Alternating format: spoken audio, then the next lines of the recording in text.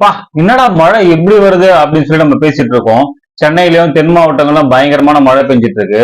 அது மட்டும் இல்லாம இப்ப நிறைய பேசுற வார்த்தை வந்து கிளவுட் பஸ்ட் அதாவது மேக வெடிப்பு அப்படின்னு சொல்லிட்டு பேசிட்டு இருக்கோம். இது என்னடா புதுசா இருக்கு மேக வெடிப்பு. மேகம் வெடிச்சதுன்னா மேகம் வெடியுமா இல்ல மேகம் உடைஞ்சு கொட்டுமா அப்படின்ற மாதிரி ஒரு புரியாத ஒரு விஷயமா இருக்கு. மேக வெடிப்பு அப்படின்றது 1 மணி நேரத்துக்குள்ள 10 சென்டிமீட்டர் மழை இல்ல அதுக்கு மேல வரக்கூடிய மழை தான் மேக வெடிப்புன்னு சொல்றாங்க. 40 சென்டிமீட்டர், 60 சென்டிமீட்டர், ஏன் 90 சென்டிமீட்டருக்கு மேல கூட மழை பெஞ்சிட்டு இருக்கு இப்போ. ஆனா அதெல்லாம் மேக வெடிப்பா அப்படின்னு பார்த்தோம்னா அதெல்லாம் மேக வெடிப்பு கிடையாது. ஏன்னா இதெல்லாம் வந்து ஃபுல்லா பரவலா பெய்ஞ்ச மழை. இது மேக வெடிப்புன்றது குறிப்பிட்ட இடத்துக்குள்ளதான் பெய்யும். ஓகேங்களா? அப்பதான் வந்து அந்த கணக்கீடு அந்த 1 மணி நேரத்துக்குள்ள நம்ம 10 சென்டிமீட்டர் அதுக்கு மேல வரக்கூடிய எல்லாமே மேக வெடிப்புக்கு சம்பந்தப்பட்ட விஷயம் தான். அது மட்டும் இல்லாம அந்த கனமழையை வந்து 3 லெவல்ல பிரிச்சு வச்சிருக்காங்க. 7 ல இருந்து 11 சென்டிமீட்டர் வரலையும் ஒரு லெவல், அதுக்கப்புறம் 11 ல இருந்து 20 சென்டிமீட்டர் வந்து இன்னொரு லெவல், 21 சென்டிமீட்டருக்கு மேல போகிற எல்லா மழையுமே வந்து ரெட் அலர்ட் கொடுப்பாங்க.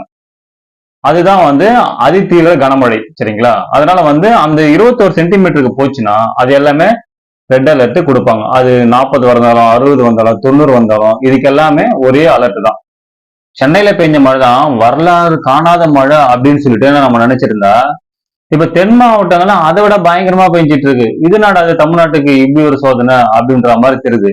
பட் ஆனா இனிமே வந்து இயற்கை இப்படிதான் நம்மளுக்கு காட்ட போகுது. ஏன்னா நம்ம இவ்வளவு நேரம் இயற்கையை வச்சு செஞ்சோம், இப்போ அது நம்மள வந்து வச்சு செய்யுது. ஸோ இனிமே வந்து இயற்கை வந்து தன் வேலையை காட்டும். இதுக்கப்புறம் வந்து எல்லா மழையும் வந்து அதி கனமழையா தான் வரப்போகுது.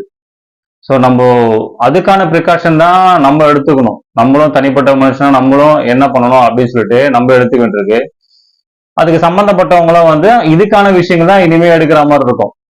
ஸோ பழைய மாதிரி நார்மலா ஆயிடும் அப்படின்னு நம்ம நினைக்கவே முடியாது. இதுக்கப்புறம் வர்றது மேக்சிமம் எல்லாமே இப்படிதான் நடக்கும்.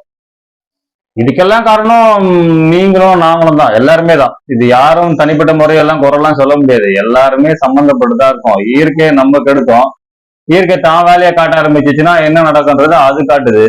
ஸோ நம்ம தான் அந்த வழிகள் எல்லாத்தையும் இயற்கை போற வழி பாதைகள் எல்லாத்தையும் ஆக்கிரமிச்சு வீடு கட்டுறதுல இருந்து மற்ற எல்லா விஷயங்களும் நம்ம தான் பண்ணிட்டு இருக்கோம். அதுக்கான ரூட்டே இல்லாம பண்ணிட்டா அதுக்கப்புறம் அது எங்க தண்ணி போய் சேரும். கொஞ்ச காலத்துக்கு முன்னாடி வெறும் வறட்சி வறட்சி வறட்சின்னு பேசிட்டு இருந்தோம். இப்ப பாத்தீங்கன்னா பேரிடர், பேரழிவுகள், வெள்ளம் இந்த மாதிரி வந்துட்டு இருக்கு. இதுக்கப்புறம் நம்மளும் மாறணும். நம்ம அடுத்த ஜென்ரேஷனுக்கு மற்ற விஷயங்கள்லாம் சொல்லி தரணும். அது மட்டும் இல்லாம நம்ம மழைநீர் சேகரிப்பு இந்த மாதிரி விஷயங்களை எல்லாருமே செய்யணும்.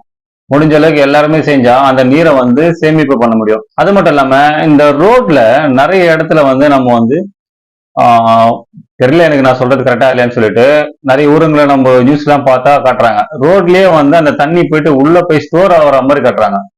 ஃபுல்லா அது வந்து இழுத்துக்குது தண்ணியை இழுத்துட்டு அதுக்கு மேற்கொண்டு வர உபரி தான் வெளியவே விடுது. நம்மளும் அந்த மாதிரி பண்ணா நல்லா இருக்கும்.